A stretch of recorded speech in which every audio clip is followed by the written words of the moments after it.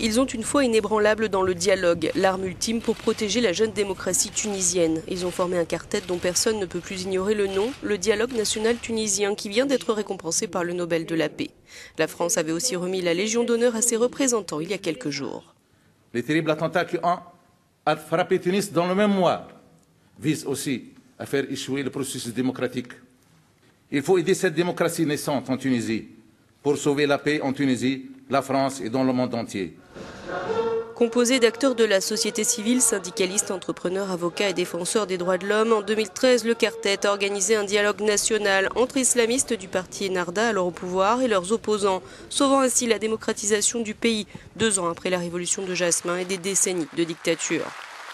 Grâce au travail du quartet, les extrêmes au niveau politique ont donc discuté, fait des compromis. Un gouvernement d'indépendants a été mis en place et les Tunisiens ont finalement adopté une constitution progressiste qui protège notamment la liberté de culte et les droits des femmes en janvier 2014.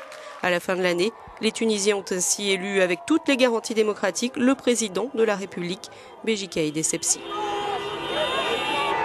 Mais la jeune démocratie est fragile et reste une proie pour les islamistes. Le 18 mars, le musée du Bardo à Tunis a été pris d'assaut par des djihadistes qui ont tué 22 personnes.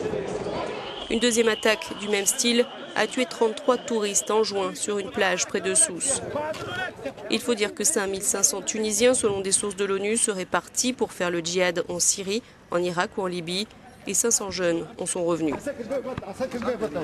À 2 reprises cette année, le président Essebsi a donc dû décréter l'état d'urgence, après Sousse de juin à début octobre et puis finalement le 24 novembre, immédiatement après l'attaque à la bombe revendiquée par Daesh, attaque contre un bus de la garde présidentielle qui a fait 12 morts.